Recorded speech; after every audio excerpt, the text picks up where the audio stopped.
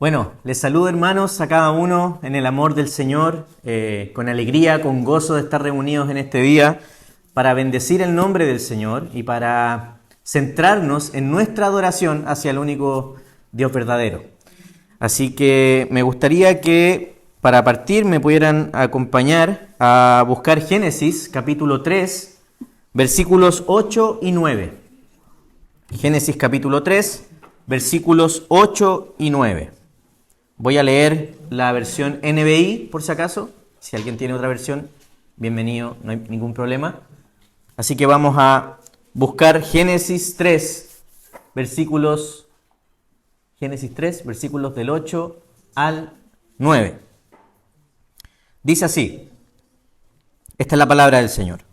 Cuando el día comenzó a refrescar, el hombre y la mujer oyeron que Dios, el Señor, andaba recorriendo el jardín. Entonces corrieron a esconderse entre los árboles para que Dios no los viera. Pero Dios el Señor llamó al hombre y le dijo, ¿dónde estás? Bueno, vamos a orar para que el Señor ilumine nuestros corazones con su palabra. Señor, estamos delante de tu presencia, agradeciendo, Señor, que tú estés en medio de nosotros. Sabiendo, Señor, que si hay 2 o 3 reunidos en tu nombre, eres tú quien está presente, hablando, iluminando y guiando a tu pueblo, Señor. Y en ese sentido queremos orar el día de hoy para pedir tu guía, la iluminación por tu Espíritu Santo con esta palabra, Señor. Y oro por esta iglesia, Señor. Oro por mis hermanos y también por mi vida, Señor, para que seamos guiados por tu palabra, guiados por tu consejo, Señor, y podamos ser revestidos de la justicia de Cristo. Bendecimos este día, Señor, y dejamos este tiempo para ti. Úsame, Señor, como una vasija de barro. Lléname con tu Espíritu Santo, Señor, para anunciar tu mensaje y no el mío. Así oramos, Señor, y agradecemos esto en el nombre de Jesús. Amén. Amén. Mis hermanos, luego de haber salido de una serie de sermones muy desafiante, muy confortante también para nuestra alma, que hablamos acerca de la providencia, quisimos también continuar hablando acerca de cosas que tal vez para nosotros no es muy común escuchar o no es muy común asociar, y por eso quisimos hacer una serie de sermones, todo esto bajo la tutela y la guía del pastor, así que no estamos haciendo algo lejano a él, pero vamos a hablar acerca de la gracia en la ley. Van a haber sermones de gracia en la ley. Como en el Antiguo Testamento se nos ha anunciado un evangelio, el evangelio de la gracia. Y cómo en la ley del Señor vemos la gracia para la guía de su pueblo. En los momentos buenos, en los momentos malos, cómo el Señor ha guiado a su pueblo siempre por su gracia. Así que vamos a ver esta miniserie de sermones. Y el título de este sermón es ¿Dónde estás tú? ¿Ok? Así que para comenzar esta serie quisimos partir con el principio. Aunque suene muy lógico y muy básico, pero es muy necesario para partir algo, para partir la retórica, para partir el gran relato de la Escritura acerca de la gracia, es necesario partir desde el principio. Y por eso hoy vamos a estar viendo el capítulo 3 de Génesis, uno de los capítulos más importantes y desafiantes para la historia de la humanidad, y para que veamos de dónde viene este concepto de ley y este concepto de gracia. ¿Cómo podemos encontrar gracia en la ley del Señor? Amén. Así que para darles un poco de contexto y un poco de historia acerca de qué es lo que está pasando en esta porción que acabamos de leer de Génesis, es necesario ir a los capítulos 1 y 2. Y en estos capítulos anteriores vemos cómo Dios ha hecho la creación y en el mundo en todo aspecto algo bueno, ¿cierto? Y ya lo hemos estudiado anteriormente, se nos ha predicado anteriormente de esto, cómo la creación de Dios fue algo bueno, cómo había un ambiente propicio, ideal, para que el hombre tuviera comunión con el Señor, pero vemos que este ecosistema totalmente ordenado, de acuerdo al decreto y la obra de Dios, un ecosistema agradable, de acuerdo a lo que leemos en este capítulo, en el capítulo 3, esta imagen se trastorna, cambia, toma una transformación y ya todo lo bueno, ideal que Dios había creado por el pecado de Adán y Eva se transforma. Y lo que vamos a ver hoy es cómo parte la historia de la humanidad con este evento trascendental para todos nosotros, que es que el hombre cae, la caída del hombre. ¿Ok? Entonces vamos a ver un poco el contexto y vamos a pensar un poco en el contexto en el que se encuentra Adán, Eva y Dios en este capítulo que acabamos de leer. En primer lugar, vemos que estos dos seres humanos podían ver a Dios cara a cara. Eso en primer lugar. Ellos podían disfrutar de la presencia de Dios no por fe, sino por vista. Y hablaban con Él, lo veían caminar, lo veían pasear. Lo acabamos de leer recién, ¿cierto? Dios estaba paseando en el jardín. Estaba caminando en el jardín. Podían compartir el tiempo y el espacio físicamente y espiritualmente en el huerto. Veían pasar literalmente a Dios, la presencia de Dios, ante sus ojos. Segundo aspecto, estos hombres podían hablar con Dios. Lo que hoy conocemos como oración, que es por fe y levantamos nuestra oración para hablar y depender del Señor, estos hombres podían hablarlo directamente. Tenían acceso directo para hablar, comunicarse, conversar con Dios. Una relación directa. Y tercer aspecto o característica que vemos acá en estos versículos es que todas las condiciones climáticas eran favorables al hombre. No había enfermedad, no había virus, no había dolor, no había tal vez un mal clima, no lo sabemos, pero por lo menos entendemos que el hombre estaba desnudo, caminando libremente en la creación, por lo tanto no había nada que lo afectara. O sea, literalmente un paraíso. ¿A quién no le gustaría que aquí no lloviera tantas veces en el año, cierto? ¿O a quién no le gustaría que el invierno fuera tan crudo o el verano tan caluroso? Bueno, el hombre tenía un ambiente ideal, un ecosistema ideal, y es literalmente un paraíso donde el hombre vivía, donde el hombre estaba. Pero aún así, en este paraíso, en este ambiente ideal, el hombre no estaba conforme. O sea, imagínate, con todo lo ideal que pudieras vivir, con Dios cara a cara frente a ti, conversando con Él, paseando con Él, y el hombre aún así no está conforme y busca algo más. El Catecismo Menor de Westminster, también un catecismo que es guiado por la Iglesia Reformada, Iglesia Presbiteriana, que les invito a poder estudiar y yo creo que seguramente lo vamos a estudiar más adelante acá en la Iglesia, tiene una pregunta que guía la definición del pecado, la pregunta 14. Y ellos definen, estos teólogos, estos hermanos de este catecismo, definen el pecado como inconformidad con la ley de Dios o la no sujeción a la ley de Dios. Entonces vemos que esta inconformidad en el hombre, estando en un ambiente ideal, es descrita en este capítulo, es descrita en estos versículos. Cómo el hombre, en un ambiente totalmente propicio, ideal, con Dios presente, hermanos, no está conforme a la ley. Y quiere sobrepasar la ley, quiere estar por sobre la ley. Entonces el problema del hombre no está en el entorno, no está en el clima, no está en un ambiente de esclavitud, ni de un Dios que fuera terrible, un Dios que fuera, no sé, déspota, sino que el hombre tiene un problema profundo, no está en el entorno el problema. No, el hombre no es culpable porque el sistema lo hizo ser culpable, como nos dicen algunos por ahí, sino que el hombre tiene un problema más grave, que esta inconformidad está en él mismo, en su corazón.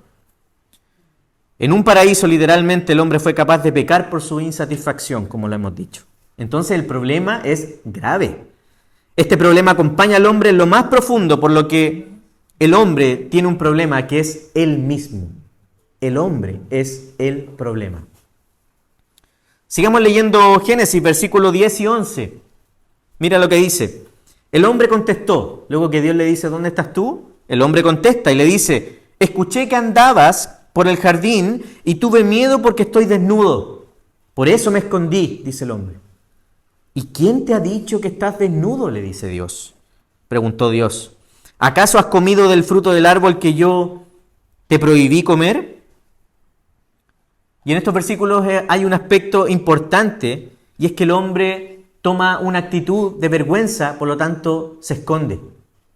Ya no es suficiente para el hombre estar frente a la presencia de Dios, sino que quiere estar lejos de la presencia de Dios. A causa de la vergüenza, a causa de haber estado perdido por la instrucción que Dios le había dado en el pacto con Adán. Entonces el hombre se esconde por miedo, por vergüenza, etc. Y este verso nos detalla que es Dios quien va al encuentro del hombre. El hombre no quiere ir a buscar a Dios para justificarse, sino que es Dios quien sale al encuentro del hombre. Es Dios caminando por el huerto. Y este hombre está escondido detrás de ramas. Entonces Dios quien sale al encuentro, y en ese sentido es justamente lo que vemos como patrón desde este capítulo en toda la Escritura. Dios constantemente ha llamado al hombre a adorarle, ha llamado al hombre a arrepentirse, ha llamado al hombre a buscarle, porque Él está buscando al hombre. Desde este capítulo, desde estos versículos, vemos que la historia de la humanidad, la historia del pueblo de Dios, sigue el mismo patrón. Dios buscando al que se esconde. Dios buscando al que no quiere estar en su presencia. Dios yendo al encuentro de ti y de mí. Entonces parece que resuena esta pregunta: Adán, ¿dónde estás? Parece que es Dios que nos habla hoy a nosotros y nos hace la misma pregunta: ¿dónde estás tú? Estoy yendo a tu encuentro, ¿dónde estás? Y siempre que leía esta historia de la caída, y siempre nosotros como iglesia reformada o bíblica, pasamos varias veces por este pasaje. Y cuando leía este pasaje siempre se me venía a la mente una imagen de Dios mitológica. Un Dios con ojos de rayo, ¿cierto? Encendido y tomando rayo en sus manos y diciendo: Adán, sale de aquí, no sé. Totalmente enojado. Siempre veía a este Dios gigante, un hombre con túnica blanca, una barba enorme, musculoso, ¿cierto? Y diciendo: sal de aquí, no te quiero ver. Pero lo que estamos viendo acá, y no estoy diciendo que Dios no odia el pecado, lo que estamos viendo acá es la imagen de un padre angustiado. Un padre que sale a caminar, a buscar a su hijo. Un padre que sale, encuentra a su hijo, y en vez de gritar y echarlo furiosamente, le hace una pregunta: ¿dónde estás? ¿Dónde estabas? ¿Por qué no estabas conmigo? ¿Por qué no estabas disfrutando la presencia de mí como tu Padre, como tu Dios, como tu Creador? ¿Por qué? ¿Qué te pasó, Adán? ¿Por qué no estás en mi presencia? Este padre angustiado está profundamente decepcionado con Adán. Y no estoy diciendo que Dios no tolera el pecado, porque no lo tolera y odia el pecado. De hecho, lo vamos a ver un poco más adelante y me gusta lo que dijo nuestro hermano Andy en la dirección de culto. Nos dijo que el pecado, el obrar del pecado tiene una condenación, una paga. Y esa paga es la muerte. Dios no va a pasar por alto el pecado. Pero ahora vemos una figura de padre hablando con su hijo, diciendo: ¿dónde estabas? ¿Por qué no estás conmigo?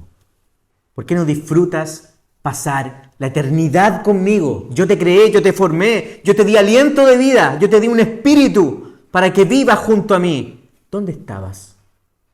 ¿Qué estabas haciendo? Es lo que Dios le pregunta a Adán y hoy también nos pregunta a nosotros. ¿Qué es lo que has hecho todo este tiempo? Dios le pregunta: ¿no te surgió la necesidad de estar conmigo? ¿No te surgió la necesidad de estar dependiendo de mí, abrazado de mí, conversando conmigo, que tuviste otra necesidad de alejarte y esconderte? ¿Por qué?, le dice Dios. Esta es una pregunta que claramente un padre le hace a su hijo para exigirle confesión, para exigirle la sensación de estar perdido, y para exigirle responsabilidad ante su santidad. ¿No es hora donde podamos responder a la pregunta de este encuentro? ¿No has estado demasiado tiempo fuera, tú igual como Adán, o yo también me puedo responder esta pregunta? ¿No hemos estado tanto tiempo afuera de la presencia de Dios, tratando de escondernos de Él, tratando de buscar un suplemento de Dios?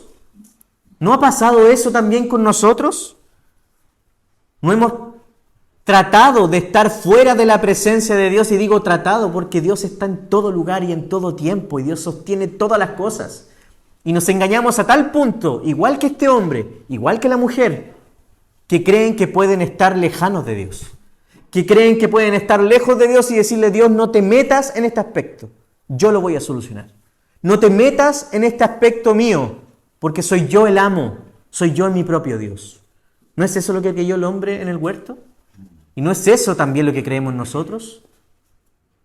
Tratamos de estar lejos de Dios, supuestamente, pero Dios está en todo lugar, exigiéndonos estar delante de su presencia. Entonces, ante esta pregunta, ¿dónde estás? Yo te pregunto a ti, hermano, hermana, ¿dónde estás? ¿Qué responderías? ¿Has estado en la presencia de Dios? ¿Has disfrutado de Él? ¿Has gozado tu vida con Cristo? ¿Te has deleitado completamente y todos los días en el Señor? Esa es la pregunta que debemos responder sinceramente hoy. Pero mientras pensamos en esta pregunta, veamos cómo respondió el hombre. Versículos 12 y 13, por favor, si me pueden seguir ahí. ¿Cómo respondió el hombre? Dice, él respondió: la mujer que me diste por compañera me dio ese fruto y yo lo comí. Entonces Dios el Señor le preguntó a la mujer y le dijo: ¿qué es lo que has hecho? La serpiente me engañó, dijo la mujer, y comí, contestó ella. Esta supuesta respuesta de justificación que el hombre y la mujer tratan de hacer con Dios, o le responden a Dios, es buscar culpables fuera de ellos. De hecho, el hombre y la mujer, ante la presencia de Dios, son una sola carne, son una sociedad, una coinonía, son una unión, son uno delante de Dios. ¿Pero qué hace el hombre? No, la mujer que me diste, Señor. Y se separa completamente de su mujer, la traiciona. Declara que no es suficiente la unión entre el hombre y la mujer, no es suficiente tomando la figura entre Dios y su iglesia. El hombre lo que hace acá justificándose es gravísimo, hermanos. Porque está negando la unión de Cristo y su iglesia. Está negando la unión que tenemos con Dios. No solamente su cónyuge, no es solamente la mujer, sino que está negando la unión, está dividiendo la unión de Dios y su pueblo. Y le dice, la mujer que me diste. Le echa la culpa a la mujer, pero también le echa la culpa a Dios. Tú me la diste y ella me engañó y yo comí. Y la mujer también dice, mira, la serpiente me engañó y comí. Están negando la responsabilidad. Y eso es lo que la historia de la humanidad siempre ha hecho desde este versículo en adelante, hermanos. Siempre le ha echado la culpa a otro. Por eso nacen los reyes, por eso nacen los gobiernos, por eso nacen los imperios, los partidos políticos, las ideologías, etc. ¿Qué es lo que dicen? Todos. La culpa lo tienen los que están en la vereda al frente. Los de la izquierda, los de la derecha, los del centro. Todos tienen la culpa menos yo. Todos manejan un sistema que para mí es injusto, dice la política. Y vemos que hay elecciones y se levantan todos estos profetas, ¿cierto? Y empiezan a decir, no, el gobierno anterior hizo esto, no, la dirección anterior de la municipalidad hizo tal cosa, yo lo voy a hacer mejor, porque la culpa no es mía, la culpa es de ellos. La historia de la humanidad, desde este versículo, siempre ha hecho lo mismo. Buscar culpables a raíz del pecado, fuera de ellos mismos. El hombre no se hace responsable, primero, delante de Dios, y tampoco frente a su prójimo ni con su cónyuge, hermanos. Terrible. Vergonzoso totalmente, ¿no? Veamos qué pasó después de esta supuesta justificación del hombre. Versículos del 15 al 17. Pondré enemistad entre tú y la mujer, dice Dios. Dicta una condena. Y entre tu simiente y la de ella, le está hablando a la serpiente. Su simiente te aplastará la cabeza y tú le herirás el talón. A la mujer le dijo, multiplicaré tu sufrimiento en el parto y darás a luz a tus hijos con dolor. Desearás a tu marido y él te dominará. Al hombre dijo, por cuanto hiciste caso a tu esposa y comiste del árbol que te prohibí comer, maldito será el suelo por tu culpa. Con sufrimiento comerás de él todos los días de tu vida. Uno de los atributos que tiene Dios es que Él es un Padre lleno de justicia. Es el autor soberano y por lo tanto como soberano tiene toda potestad soberana como juez y legislador de toda su ley en la creación. Él es la ley absoluta. Así como tú le preguntas a un carabinero cuando te para ahí, te toma un parte y el carabinero te dice, yo soy la ley aquí. Tú no puedes ir en contra de lo que la ley dice, yo soy el representante de la ley, por lo tanto vienes a exceso de velocidad, te pasa una multa. De la misma forma, Dios es quien ejecuta su ley, quien dicta la ley y aparte de eso es el legislador de la ley. No podemos sobrepasarlo, no podemos ir sobre Él es la ley. Entonces Dios en su ley también tiene la condena. ¿Cuál es la violación de la ley? ¿Qué aspectos, qué consecuencias vienen de la violación de esta ley?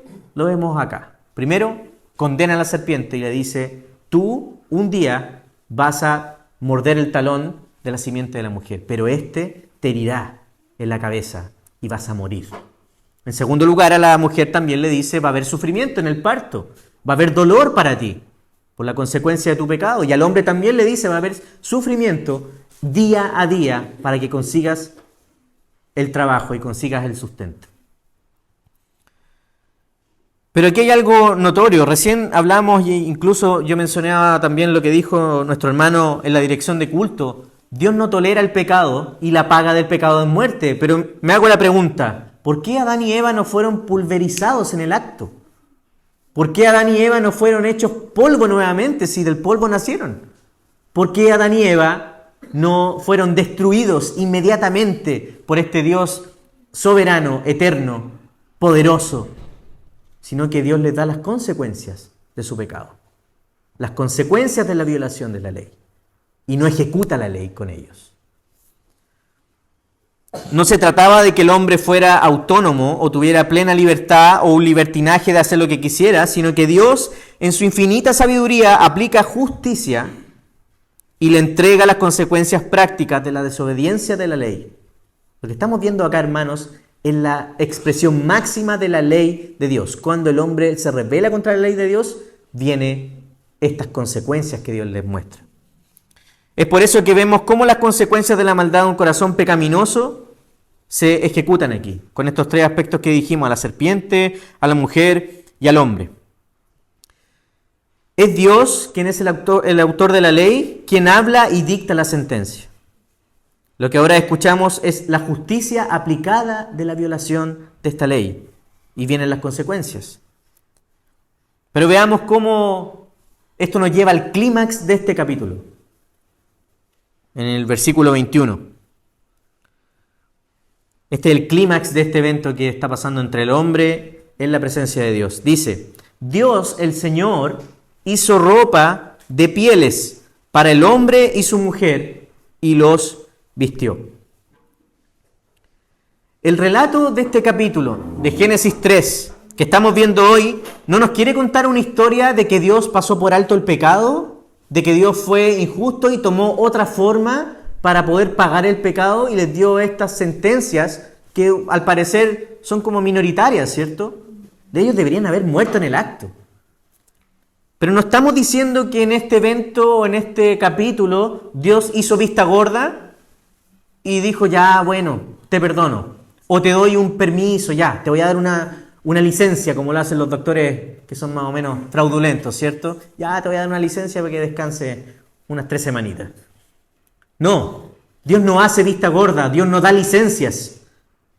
Aquí en este versículo vemos que corrió sangre, vemos que hay una muerte. De hecho, en un capítulo antes, en el Génesis 2:17, dice, y dicta la sentencia completa del pecado. Dios dice, pero del árbol del conocimiento del bien y del mal no comerás. Ese era el trato, ese era el pacto de Dios, porque el día que desobedezcas de esto, el día que comieras de este árbol, ciertamente morirás. Se dictó la paga del pecado, la muerte. Y en Adán y Eva no vemos muerte, pero vemos muerte en otro ser. Entonces, el apóstol Pablo piensa en esto, y yo de aquí me voy a dar un salto al Nuevo Testamento, pero el apóstol Pablo reflexiona en esto, y en Romanos 6:23 nos dice, porque la paga del pecado es la muerte, mas la dádiva de Dios es vida eterna en Cristo Jesús, Señor nuestro. Ya lo vimos al principio de nuestro culto, pero es clave recordar esto. Dios, como su atributo justo, no puede hacer vista gorda del pecado, sino sería un Dios injusto. Él no da permisiones. Es un Dios que es justo, pero también es inmutable, por lo tanto su justicia no puede cambiar, no puede contradecirse a Él mismo. Entonces la pregunta es simple cuando llegamos a este aspecto: ¿por qué Adán y Eva no fueron los que fueron ejecutados delante de la presencia de Dios? ¿Por qué no fueron pulverizados por esta paga de sus pecados si fueron ellos los que desobedecieron la ley de Dios? A Adán le dieron una instrucción y Adán no la cumplió. Es justo con los lentes puestos de Dios decir: usted no me hizo caso, usted va a recibir la paga. Pero ¿por qué no pasa, hermanos? La respuesta a esta interrogante la encontramos en este versículo 21. La paga de este pecado se llevó efectivamente, con muerte. Hubo una muerte, pero no la de Adán. Hay sangre corriendo en el huerto, pero no es sangre humana. Hubo una sangre sustituta que fue suficiente para ser el objeto de la ira de Dios. La paga del pecado se ejecutó en un animal. ¿Qué nos dice el versículo 21? Que hizo ropas con pieles de animales para el hombre. Entonces, para pagar con justicia, Dios aplicó toda su ira en un agente sustituto en el huerto. Miró al huerto y encontró un sustituto, el cual absorbió la justicia en su cuerpo y pagó la rebelión de aquel que era culpable. Entonces la vergüenza que el hombre sintió después de haber desobedecido, esa desnudez que el hombre sintió y se vio desnudo después de haber desobedecido, una desnudez física pero sobre todo espiritual, después de haberlo perdido todo a causa de la rebelión, y el temor de estar frente a la presencia de Dios, fue cubierto, fue tapado, fue vestido por pieles. Recordemos que Adán y Eva, se nos cuenta este relato del Génesis, cuando se vieron desnudos, tomaron hojas de higuera, las cosieron y se hicieron túnicas. Hojas, un material que es completamente dispuesto a ser, secado, cortado, se puede podrir, ¿cierto? En otras partes de la Biblia nos cuentan que las hojas que nos sirven, o los pámpanos que nos sirven, son cortados, son secados y se echan al fuego, no sirven para nada. Bueno, el hombre toma argumentos débiles, finitos, que pueden perecer, y se viste para tapar sus desnudez. Y vemos cómo el Señor toma un material que es más duradero, que es orgánico, que es para siempre, y toma túnicas de pieles, de animales, y los viste, para cubrirlos y vestirlos. Si bien no hay una claridad en estos versículos de qué tipo de animal fue el que fue extraída esa piel para la confección de esta ropa, de esta túnica, de este abrigo, esto claramente nos lleva a un tipo de Cristo. Claramente leemos este versículo y podemos figurar que hay alguien que pagó con su sangre por nosotros, y con sus túnicas fuimos vestidos nosotros. Ya que no podemos recibir paga nosotros mismos por el pecado, y para nosotros es imposible cargar con un precio que es eterno. Entonces, así como Dios ejecutó la paga del pecado de Adán en un animal sustituto, inocente, asimismo también es aplicado a nosotros la justicia ejecutada en un cordero inocente, el Cordero de Dios, el cual fue clavado en una cruz, y en ese calvario corrió sangre sustituta, igual que en el huerto. Es un segundo huerto, hermanos. La cruz de Cristo, el evento de la crucifixión de nuestro Señor, es la expresión de un segundo huerto. Es la expresión de dictar la ley, ejecutar la ley del Señor y ser objeto para aplacar toda la ira de Dios. Hay sangre sustituta corriendo en este segundo huerto, en este segundo jardín del Edén, para cubrir la desnudez del hombre, para cubrir la vergüenza del hombre. Esta sangre, estas túnicas, nos han cubierto a cada uno de nosotros. Si Dios te ha preguntado, ¿dónde estás tú? Y estás desnudo delante de Él, entonces toma la túnica de este Cordero, santo, inocente, para vestirte a ti, para vestir tu desnudez. No te tapes más con túnicas de hojas. No empieces a coser hojas de higuera, por favor, hermanos. No tomen argumentos para culpar a otro por tu responsabilidad. sino netamente apunta a la justicia de Cristo, sus túnicas, su piel, su sangre fue derramada por ti. Por lo tanto, podemos ver que hay gracia en la ley. Hay gracia en este pacto violado. Hay gracia en esta ley violada. Dios no quiso ejecutar al hombre y la mujer. Dictó las consecuencias de su pecado, pero la ira y la muerte la pagó en un cordero. Sangre sustituta. El apóstol Pablo dice en Gálatas 3:27, porque todos los que fuiste bautizados en Cristo, de Cristo os habéis revestido. De Cristo te has vestido, hermano. Si te has bautizado en Él, bautismo en contexto de declaración, si tú declaras y expresas que Jesucristo es tu Señor, que no hay méritos en tus obras, que no hay méritos en tus argumentos, que no hay mérito en lo vergonzoso que has hecho, sino que hay mérito solamente en Cristo, has sido revestido de Él. El apóstol Pablo también en Romanos 3:14 nos dice, antes bien, vestíos del Señor Jesucristo, y no penséis en proveer para las lujurias de la carne. Nos invita a vestirnos de una justicia aplicada en Cristo. Por lo tanto, hermano, todas tus injusticias, todas tus mentiras, toda tu lejanía, todo el escondite que hiciste ante la presencia de Dios hasta este día, está cubierto, está vestido. Dios no te presenta hojas de higuera, Dios te presenta pieles y te dice, cúbrete. El pecado que has cometido tiene consecuencias. Si has perseverado en el pecado, vas a sufrir las consecuencias. Pero hay uno que pagó toda tu deuda y todo el precio del pecado, con su sangre, con su piel, para cubrirte. Toda tu maldad fue pagada en una cruz por un siervo justo. Y aquella justicia de Dios en Jesús es la que cuenta para ti. Por la gracia que vemos acá, expresada en este huerto y en este día, no eres enemigo del Padre. Porque Dios ha salido a tu encuentro, así como Dios fue al encuentro de Adán y Eva para vestirlos y ver su desnudez y vestirlos. Es como Dios ha venido a tu encuentro el día de hoy. Es como Dios está anunciando su palabra ahora, en este momento, para ir a tu encuentro. ¿Dónde estás? ¿De qué te has vestido? Tengo una vestidura mejor, la de Cristo Jesús. Considera a este siervo sufriente. Considera la sangre del Cordero que te perdona, que te da su gracia y paga todos tus pecados.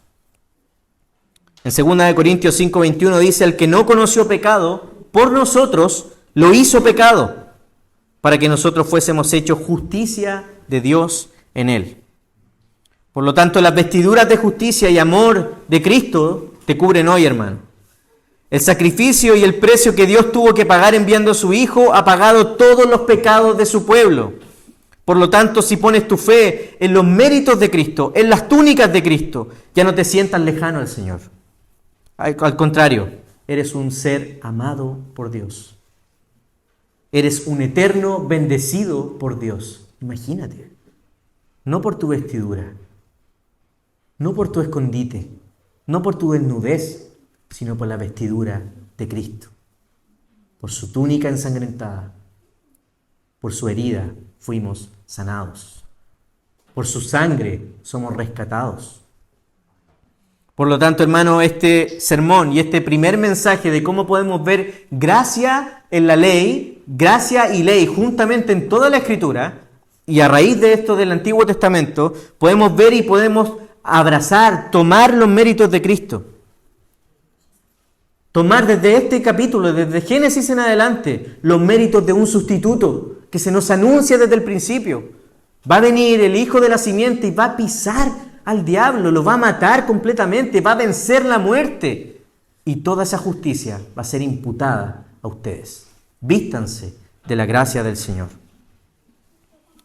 Sus ropajes fueron echados en una cruz. La sangre de Cristo cubre todas tus iniquidades. Este velo de separación fue rasgado.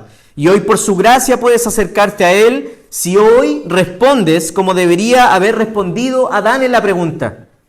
Si hoy confiesas y reconoces tus pecados y reconoces que no eres suficiente, pero las túnicas de Cristo sí lo son. Ese es el gran mensaje del Evangelio. El gran mensaje de este capítulo es esto, que podemos encontrar méritos en Cristo, revestirnos de su justicia y poder comprender que esa sangre inocente cuenta en mi lugar. Romanos 8, 38 y 39 nos dice lo siguiente. Quiero ya terminar con esto. Dice, por lo cual, dice Pablo, estoy seguro que ni la muerte, ni la vida, ni ángeles, ni principados, ni potestades, ni lo presente, ni lo porvenir, ni lo alto, ni lo profundo, ni ninguna otra cosa creada nos podrá separar del amor de Dios, que es en Cristo Jesús, Señor nuestro. No hay nada, hermanos, que nos pueda separar de este amor que está en Cristo Jesús. Si has sido revestido hoy, si aceptas las vestiduras de este Jesús que murió por ti para reconciliarte con el Padre, entonces eres eternamente amado. Y este es el gran mensaje del Evangelio. Porque eres profundamente amado, en respuesta obedecemos a su ley. Porque hemos sido receptores de gracia, de perdón, de sustitución, es que respondemos a la ley del Señor y podemos decir, amo tu ley. Gracias, Señor, por tu ley. Porque en Cristo pagaste todo el precio de la ley. En este Cordero sustituto, en estas pieles, encontramos sustitución, perdón, reconciliación y amor, nos dice Pablo. Por lo tanto, no hay nada que nos pueda separar del Señor. Hay buenas noticias, hermano mío. Porque no hay vergüenza, ya no hay culpa. Ni siquiera hay una sola cosa creada que pueda separarte del amor de Dios, incluso tú mismo, porque tú fuiste creado. No puedes separarte del amor de Dios. Él quiso vestirte de la justicia de su Hijo. Ahora nada te puede separar de Él. Nada. Confía en Cristo. Descansa en sus méritos y dale la gloria como tu Señor y Salvador. Y si hasta el día de hoy no has confiado completamente en Él, yo quiero invitarte en esta mañana. Puede que llevemos años en la iglesia y no hayamos confesado que Cristo es el Señor a tal punto que lo creamos realmente. Y si es así, te invito hoy a declarar que Jesucristo es el Señor. Te invito a declarar hoy y te invito a pedir al Señor su gracia, su misericordia, y vas a nacer de nuevo. Amén. Demos gloria al Señor y damos gracias solamente a Él. Oremos. Amado Señor, te damos tantas gracias, Señor, por tu palabra.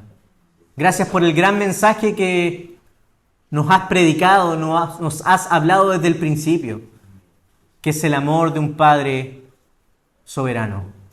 Es el amor de un Padre que va por sobre toda iniquidad, por sobre todo peso, Señor. Eres tú quien nos da su amor. Gracias, Señor, por la sangre que pagó en nuestro lugar, porque diste lo más preciado por ti, Señor, a tu Hijo, para ir en rescate de nosotros, tu pueblo. Gracias, Señor, por aquel Cordero sufriente. Gracias, Señor, porque en este segundo huerto del Edén vemos que un inocente también vertió su sangre para pagar todos nuestros pecados, Señor.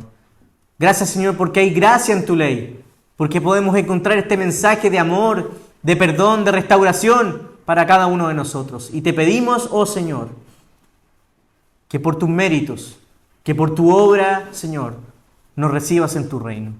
Nos recibas como tu pueblo, nos recibas como tus hijos, Señor, para ser objetos de tu gracia, para recibir tu amor y tu sustento día a día. Fortalece, Señor, nuestra fe. Fortalece, Señor, el creer en ti como Señor, como Salvador, como quien guía a tu pueblo, Señor, día a día. Y que podamos depender en lo más mínimo, Señor, y hasta lo máximo, en un Dios que nos ama por sobre todas las cosas. Bendice a esta tu iglesia, Señor. Que la gracia y la ley del Señor estén siempre guiándoles a lo largo de toda la Escritura. Que podamos recibir tu consejo y tu presencia día a día. Y que por tu Espíritu Santo tú obres día a día en cada uno de nosotros. Oramos todo esto, Señor, y te lo agradecemos. En el nombre de Jesús. Amén.